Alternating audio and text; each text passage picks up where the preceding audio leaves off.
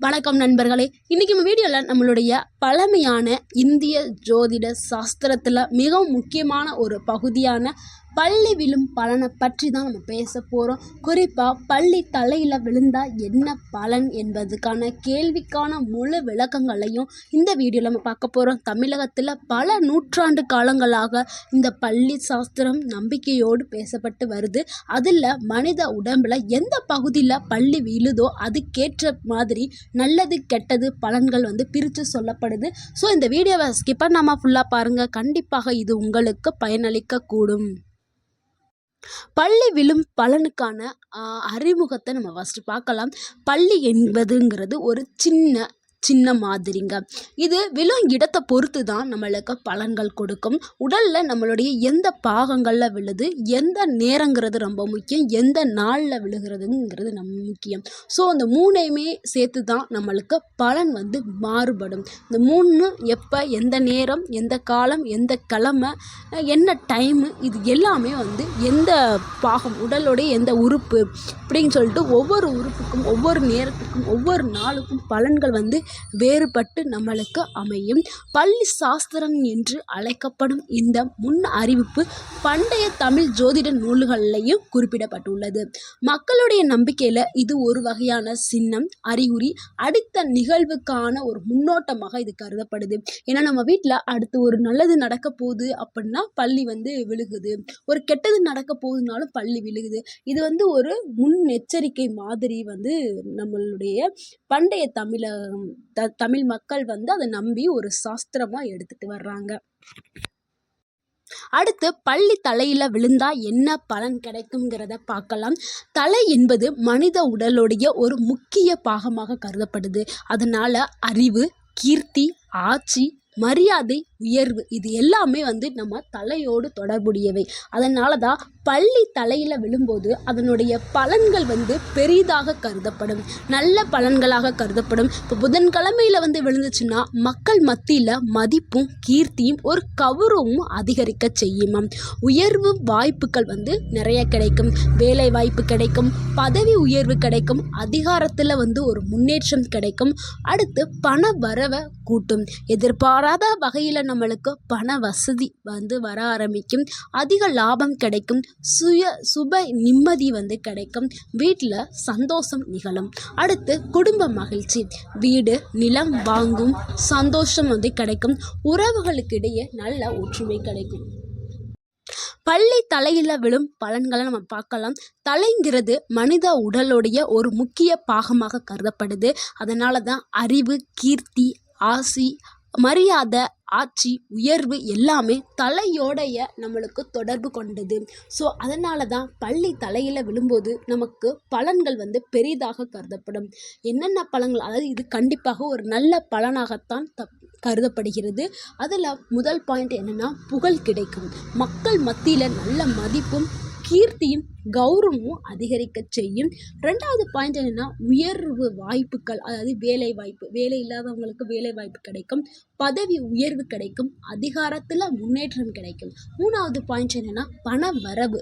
நீங்கள் எதிர்பார்த்துருக்கவே மாட்டீங்க, ஏதாவது ஒரு வகையில் உங்களுக்கு பண வரவு வந்துக்கிட்டே இருக்கும்.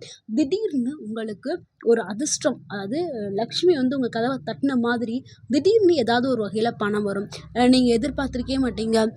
எங்கேயாவது லோன் வந்திருக்கும், லாட்ரி அடிச்சிருக்கும், இல்லைனா உங்களுக்கு ஒரு நல்ல வேலை வாய்ப்பு கிடச்சிருக்கும். இந்த மாதிரி இல்லைனா நீங்கள் ஆல்ரெடி கடன் கொடுத்தவங்க கடன், வட்டி எல்லாத்தையும் திருப்பி கொடுப்பாங்க. இந்த மாதிரியான திடீர்னு பண வரவு வர ஆரம்பிக்கும்.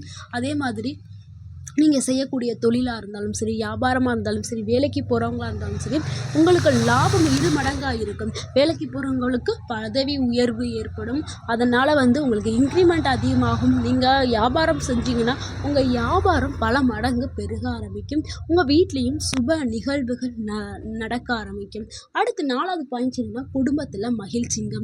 நீங்கள் கண்டிப்பாக வீடு, நிலம் இதெல்லாம் வாங்குவீங்க. அதே மாதிரி உங்கள் உறவுகளுக்கு இடையே நல்ல ஒற்றுமை ஏற்படும். இப்போ கணவன் மனைவி இருந்தாங்கன்னா அவங்கெல்லாம் எப்பவுமே சண்டை வந்துட்டே இருக்கும். இந்த மாதிரி தலையில் பள்ளி விழும்போது ஒரு ஒற்றுமை ஏற்படும், பிள்ளைகளுக்கு இடையே ஒரு ஒற்றுமை ஏற்படும். அடுத்து ஆசிகள் கிடைக்கும்.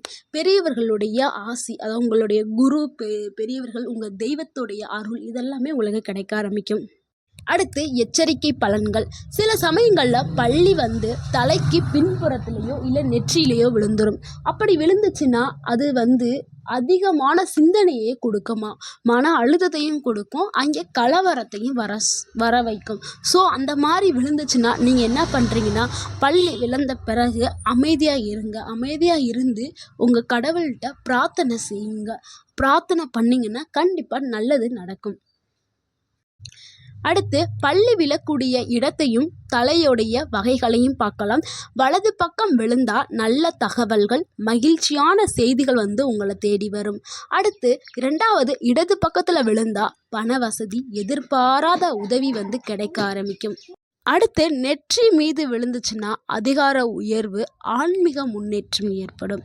தலையோட பின்புறம் விழுந்தா பழைய நண்பர்கள் அல்லது உறவினர்களுடைய வருகை கிடைக்கும். முடியில் விழுந்துச்சுன்னா நீண்ட பயணம், வெளிநாட்டு வாய்ப்புகளும் இருக்குது. பல்லி விழுகிறதுக்கான நேர பலன்களை நம்ம பார்க்கலாம். காலையில் நல்ல விஷயம் தொடங்கக்கூடிய ஒரு அறிகுறியாக இருக்குது. காலையில் விழுந்தால் மதியானம் விழுந்துச்சுன்னா பணமும் செல்வமும் வர செய்யும். மாலையில் விழுந்தால் எதிர்பாராத நல்ல செய்திகள் வந்து உங்களுக்கு வர ஆரம்பிக்கும். நைட்டில் விழுந்துச்சுன்னா உறவுகளில் வந்து மகிழ்ச்சி, குடும்ப முன்னேற்றங்கள் ஏற்படும்.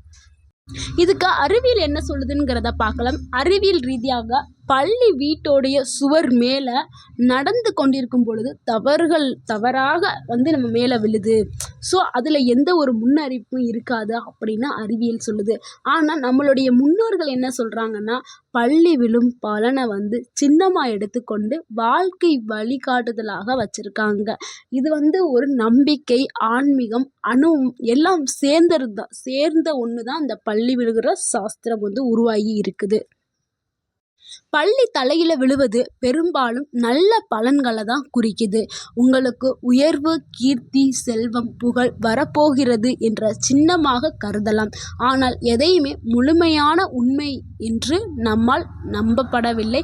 நம்முடைய உழைப்பு, நல்ல செயல்கள், நம்பிக்கை தான் நம்மளுடைய வாழ்க்கையோட முன்னேற்றம் என்பதை மறக்கக்கூடாது. ஸோ வந்து பள்ளி விழுந்ததுனால தான் இப்படி அப்படின்னு சொல்லக்கூடாது. நம்மளுடைய உழைப்பும் அதில் வந்து இருக்கணும். 100%க்கு ஒரு 90% வந்து நம்மளுடைய உழைப்பு, நம்மளுடைய நம்பிக்கை, நம்மளுடைய எல்லாமே அதில் இருக்கணும்.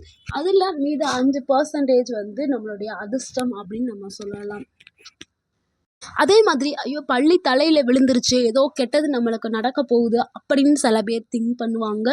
இதை வந்து நீங்கள் கண்டிப்பாக தவிர்க்கணும்.